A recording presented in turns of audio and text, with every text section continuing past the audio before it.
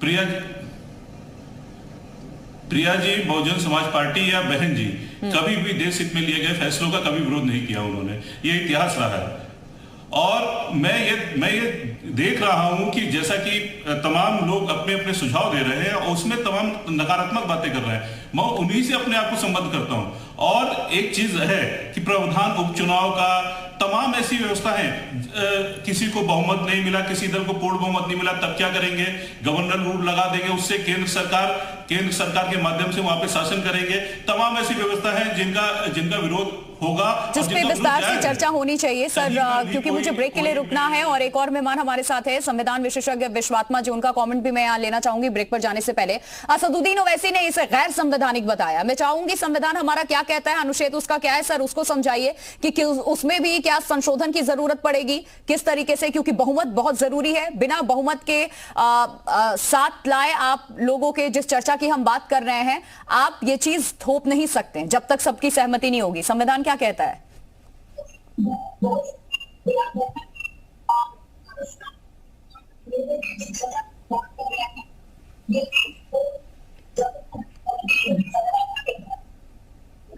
देखिए, मैं समझता हूं कि संविधान इस काम में आड़े नहीं आएगा।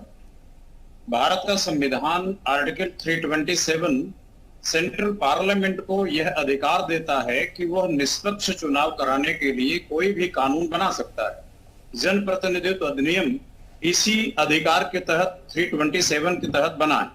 अगर सरकार ऐसा विधेयक लाती है और ये विधेयक से जनप्रतिनिधित्व अधिनियम के संबंधित प्रावधानों को संशोधित कर देती है और ये कहती है कि सभी विधानसभाओं के और संसद के कार्यकाल फिक्स कर दिए जाएंगे, और अगर मान लो कि मध्यावधि चुनाव होने हैं तो वो मध्यावधि चुनाव एक खास अंतराल के बाद ही हो सकते हैं, विश्वास मत यानी फ्लोर टेस्टिंग के अधिकार सीमित कर दिए जाते हैं, और ये कहा जाता है कि 2.5 साल या 3 साल या 4 साल से पहले फ्लोर टेस्टिंग का राइट समाप्त कर दिया जाएगा अपोजिशन का।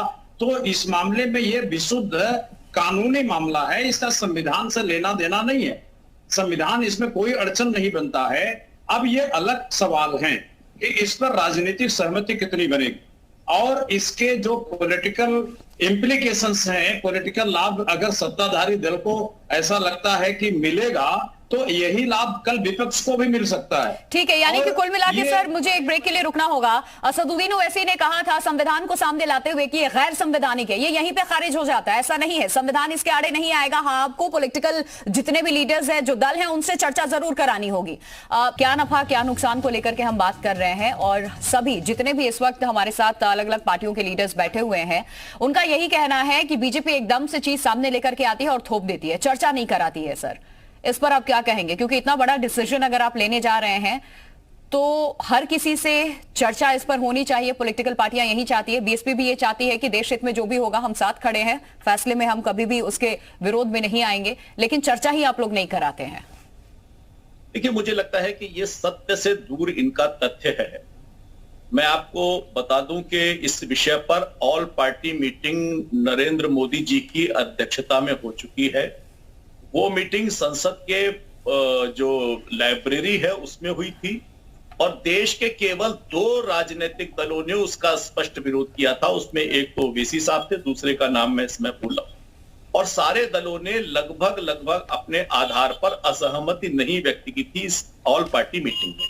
बात नंबर 2, इस विषय पर पार्लियामेंट की स्टैंडिंग कमेटी 2 बार स्टडी कर चुकी है। जो पार्लियामेंट की जो स्टैंडिंग कमेटी होती है उसमें सारे राजनीतिक दलों के प्रतिनिधि शामिल होते हैं, और चर्चा तो राजनीतिक दलों के प्रतिनिधि ही करते हैं जो उस कमेटी में रहते हैं। तीसरी, इस पर विधि के आयोग पर नेशनल लॉ कमीशन अपनी जो लोगों से बातचीत कर चुका है, उसमें देश के पॉलिटिकल पार्टीज ने अपनी ओपिनियन रखी है।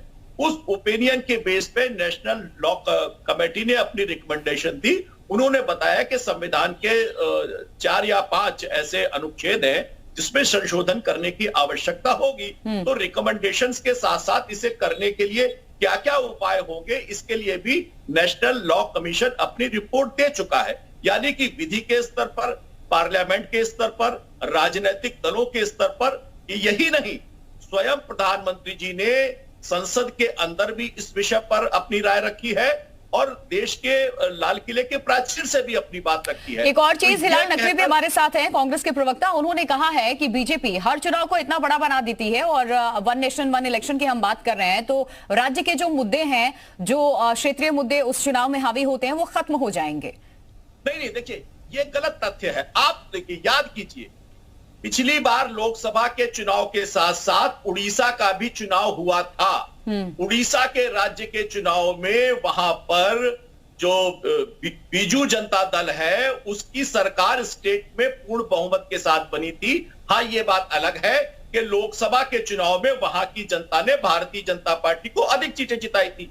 तो ये तथ्य बताता है। तो ये जो तर्क देने वाले लोग हैं ये तथ्यों पर भी विश्वास नहीं रखते, जो कहा गया है बात नहीं करते।